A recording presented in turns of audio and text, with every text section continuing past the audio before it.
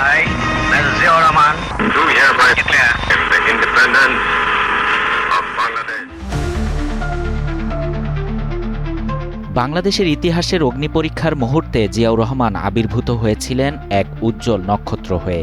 জাতির দুর্দিনে, সংকট ও বিপর্যয়ের ঘন অন্ধকারে তিনি ছিলেন সাহসের দীপশিখা। প্রতিটি ক্রান্তি লগ্নে অকুতোভয় দৃঢ়তায় তিনি দাঁড়িয়েছিলেন জাতির সম্মুখভাগে। কখনো সেনানায়ক, কখনো রাষ্ট্রনায়ক, আবার কখনো নিপীড়িত মানুষের আশ্রয় ও ভরসা হয়ে। তার নেতৃত্বে জাতি খুঁজে পেয়েছিল দিক নির্দেশনা, আত্মমর্যাদা ও নতুন করে বেঁচে থাকার প্রেরণা। যে রাজনীতি অর্থনৈতিক উন্নতি সাধন করতে পারে না, দেশের অর্থনৈতিক উন্নতি সাধন করতে পারে না, সে রাজনীতিতে কোনো লাভ নেই। সেই কমলের জন্ম হয়েছিল বগুড়ার গাবতলী উপজেলার বাগবাড়ি গ্রামে ১৯৩৬ সালের ১৯ জানুয়ারি। রসায়নবিদ মনসুর রহমান ও মা জাহানারা খাতুন রানী দম্পতির ৫ সন্তানের মধ্যে দ্বিতীয় ছিলেন জিয়াউর রহমান। শৈশবে তাকে কমল নামেই ডাকতেন সবাই। প্রথমে কলকাতা, পরে পাকিস্তানের করাচিতে লেখাপড়া শেষে কাকল পাকিস্তান মিলিটারি একাডেমিতে ক্যাডেট হিসেবে যোগ দেন জিয়াউর রহমান। ১৯৬৫ সালের ভারত-পাকিস্তান যুদ্ধে বীরত্বের পরিচয় দেন তিনি। এই বীরত্বের জন্য ভূষিত হন হিলাল-ই-জুরাত খেতাবে।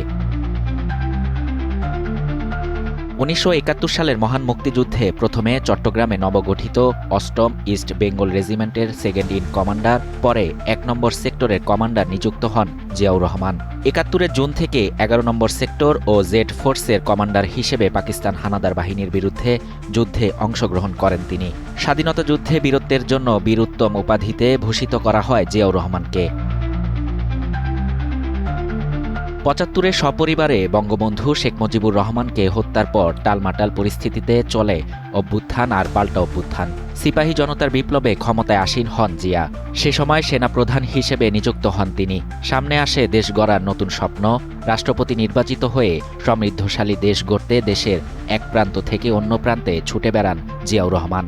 আর্থসামাজিক উন্নয়নে দারুণ স্বপ্ন নিয়ে মানুষের খুব কাছে পৌঁছে যান তিনি। অর্থনীতির উন্নয়নে নানা পদক্ষেপ গ্রহণ করেন। পোশাক খাত ও বৈদেশিক মুদ্রায় বিভিন্ন দেশে শ্রমিক প্রেরণের মাধ্যমে নতুন বিপ্লবের সূচনা করেছিলেন জিয়াউর রহমান, যা বাংলাদেশের অর্থনীতিতে এখনও শক্ত ভিত হয়ে দাঁড়িয়ে আছে। কৃষি খাতে বিপ্লব, খাল খনন কর্মসূচি হাতে নিয়েছিলেন জিয়া। কৃষি খাতে বাংলাদেশ আজ স্বয়ংসম্পূর্ণ তারই হাত ধরে। বাকশাল থেকে বেরিয়ে বহুদলীয় গণতন্ত্র প্রতিষ্ঠা করেছিলেন জিয়াউর রহমান। সংবাদপত্রের স্বাধীনতা প্রতিষ্ঠা করেছিলেন তিনি। সবার সাথে বন্ধুত্ব সম্পর্ক বজায় রেখে দেশের স্বার্থকে প্রাধান্য দিয়ে স্বাধীন পররাষ্ট্র নীতিও তৈরি করেছিলেন জিয়াউর রহমান। কোনো দেশের কর্তৃত্ব ও আধিপত্যবাদ মেনে নিতে পারেননি তিনি। দক্ষিণ এশিয়ার স্বার্থ ও প্রতিটি দেশের সার্বভৌম রক্ষায় সার্ক গঠন করেছিলেন জিয়া। সে সময় মিয়ানমারের সঙ্গে আলোচনার মাধ্যমে রোহিঙ্গা সমস্যা সমাধানে তাদের প্রত্যাবাসন শুরু হয় ১৯৭৮ সালে। আন্তর্জাতিক অঙ্গনেও বাংলাদেশকে নিয়ে গিয়েছিলেন অনন্য উচ্চতায়। ১৯৮১ সালে ইরাক-ইরান যুদ্ধ বন্ধে মধ্যস্থতার দায়িত্ব পেয়েছিলেন জিয়াউর রহমান।